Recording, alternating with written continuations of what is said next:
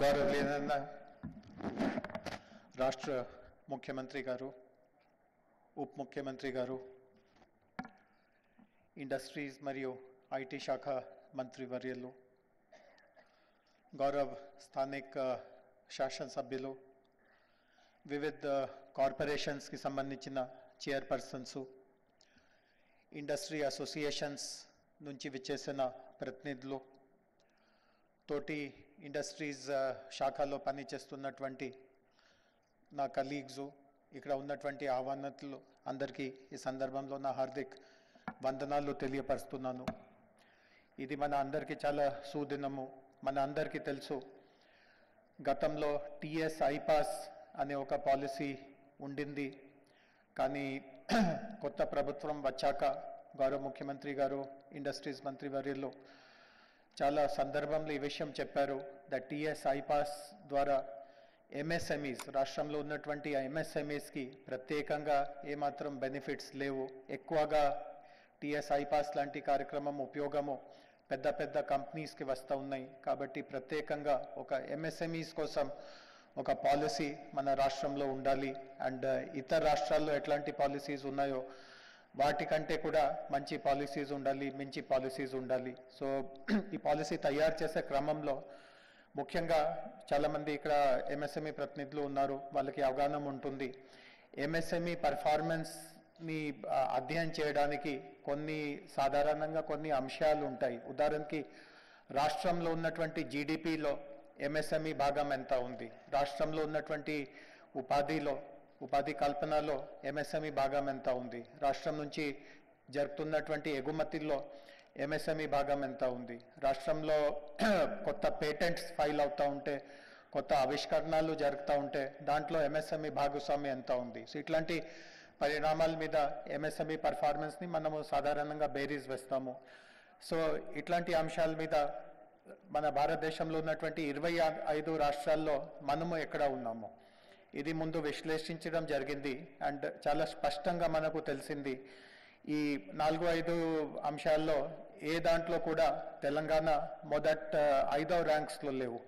అంటే మనము చాలా కింద కూడా లేము, కానీ ఫస్ట్ 5లో జీడిపి కాంట్రిబ్యూషన్ కావచ్చు, ఉపాధి కాంట్రిబ్యూషన్ కావచ్చు, ఎక్స్పోర్ట్స్ కాంట్రిబ్యూషన్ కావచ్చు, కొత్త ఐపీస్ కావచ్చు, ఎంఎస్ఎంఈ దృష్టితో చూస్తే మధ్యలో మనము ఉన్నాము. టాప్లో లేము, బాటంలో లేము. కానీ టాప్లో ఎదగాల్సిందిగా ఉంటే మొదట 5 రాష్ట్రాల్లో కానీ, మొదట 3 రాష్ట్రాల్లో కానీ, నంబర్ 1 రాష్ట్రంగా కానీ గుర్తింపు పొందాల్సిందిగా ఉంటే మనము ఏం చేయాల్సిందిగా అవసరం ఉంది.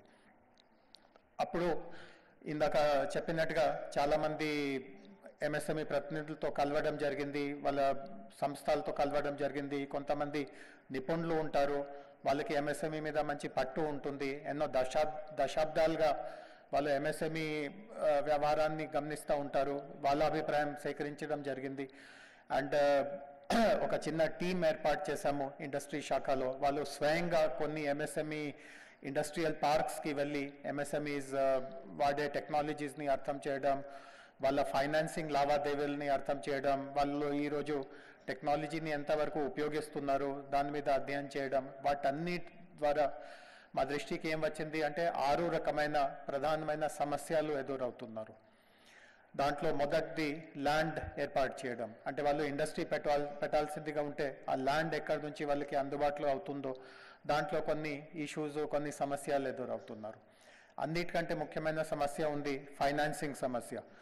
ఇన్వెస్ట్మెంట్ కోసం పెట్టుబడి, తర్వాత వర్కింగ్ క్యాపిటల్ కోసం రుణము వాళ్ళకి రావడంలో అనేక రకమైన ఇబ్బందులు అవుతూ ఉన్నాయి.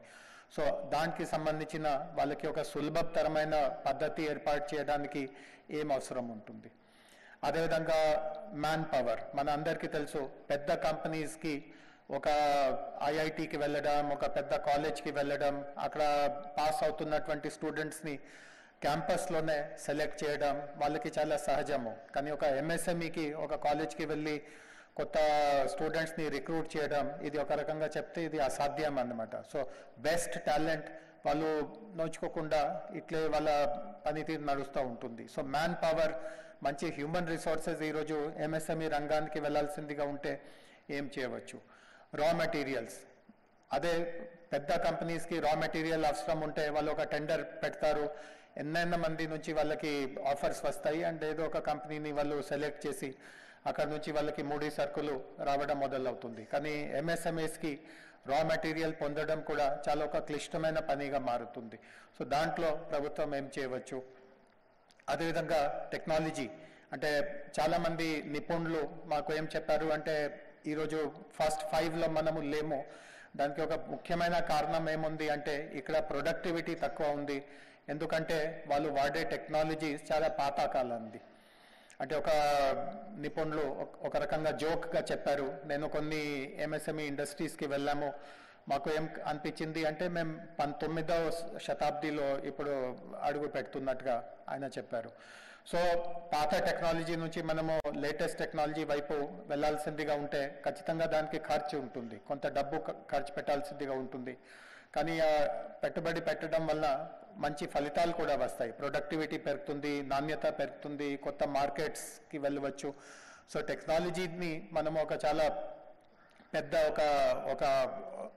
ఒక రిసోర్స్గా మనము ఉపయోగించాల్సిందిగా అవసరం ఉంటుంది. సో ప్రభుత్వ పరంగా ఎంఎస్ఎంఈస్కి, రాష్ట్రంలో ఉన్నటువంటి ఎంఎస్ఎంఈస్కి ఈ టెక్నాలజీ వాడుకోవడంలో ఎట్లాంటి సహాయ సహకారం అందించాల్సిందిగా అవకాశం ఉంది.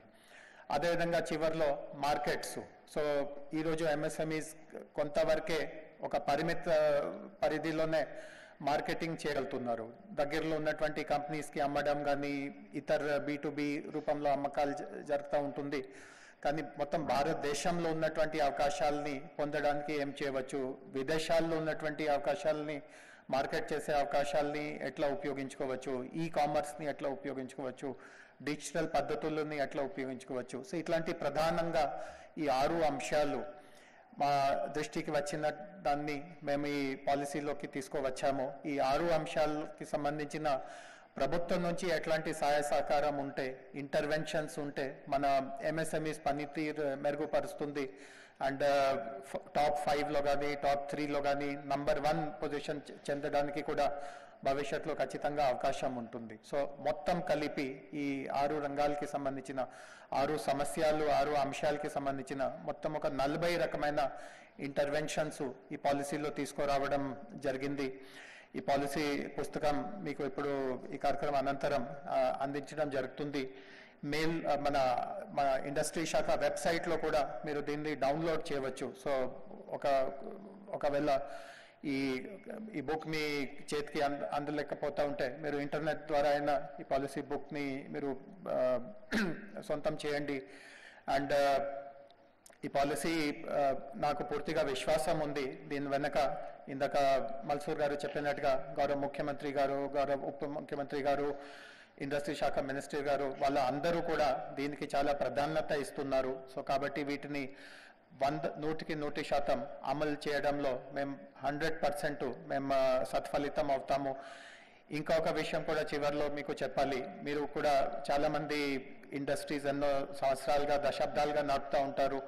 మీరు ఇట్లాంటి చాలా పాలసీస్ చూసి ఉంటారు. అండ్ చాలామంది మనసులో ఒక రకంగా అనుమానం ఉంటుంది, ఎన్నైనా మనము వాగ్దానాలు చేస్తాము కానీ చివరిలో ఆచరణలో కొద్దిగా కూడా ఫలితం అవ్వదు.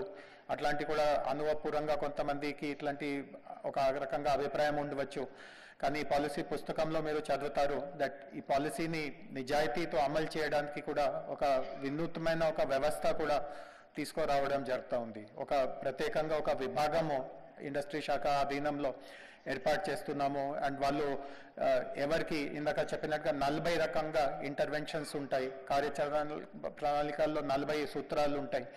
ఏ సూత్రం అమలు చేసే బాధ్యత ఎవరి మీద ఉంది, పర్యవేక్షణ ఎవరు చేస్తారు, చివరిలో మంత్రి గారి దగ్గరికి, ముఖ్యమంత్రి దగ్గరికి రిపోర్టింగ్ చేసే బాధ్యత ఎట్లా ఉంటుంది, వాళ్ళ ఆజమాయిషీ ఎట్లా ఉంటుంది. సో చాలా క్షుణ్ణంగా ఈ అమలు చేసే విధానం కూడా దీంట్లో తీసుకురావడం జరిగింది. సో పాలసీలో ఏది పెడుతున్నామో ఒట్టి కాగితం వరకే పరిమితం అవ్వకుండా చాలా చాలా తొందరలో వాటిలో మీరు యాక్షన్ రూపంలో కూడా జరుగుతున్నట్టుగా మీరు చూస్తారు. అండ్ చివరిలో మీ అందరికీ ఒకే విజ్ఞప్తి ఉంది, ఈ పాలసీ చదివిన తర్వాత ఇంకా ఏదైనా సలహాలు, సూచనలు, ఇంకా ఏదైనా మంచి అభిప్రాయాలు, ఆలోచనలు మీ దృష్టికి ఉంటే ఖచ్చితంగా మాతో పంచుకోవడానికి మీరు ముందుకి రండి. అండ్ తదుపరి కూడా దీంట్లో ఏదైనా మార్పులు చేర్పులు అవసరం ఉంటే అనుభవం బట్టి, మా అభిప్రాయం బట్టి దీన్ని అమల్లోకి తీసుకురావడానికి మేము కృషి చేస్తాము. మరి ఒకసారి గౌరవ ముఖ్యమంత్రి గారికి, గౌరవ ఉప ముఖ్యమంత్రి గారికి, గౌరవ ఇండస్ట్రీస్ శాఖ మంత్రి వర్యులకి ఈ పాలసీ తయారు చేయడంలో వారు ఇచ్చిన గైడెన్స్, వారు ఇచ్చిన సపోర్ట్ మాకు చాలా చాలా అమూల్యము. అండ్ వీటిని ఇంప్లిమెంట్ చేయడంలో కూడా, ఆచరణలోకి తీసుకురావడంలో కూడా ఇదే రూపంలో మీ సహాయ సహకారం, మీ సపోర్ట్ కొనసాగుతుంది నేను ఆశిస్తూ, అంతమంది దూర జిల్లాల నుంచి కూడా ఈ కార్యక్రమంకి వచ్చారు, వారి అందరికీ మరి ఒకసారి నా హార్దిక ధన్యవాదం తెలియపరుస్తూ ఇంతటితో విరమిస్తున్నాను.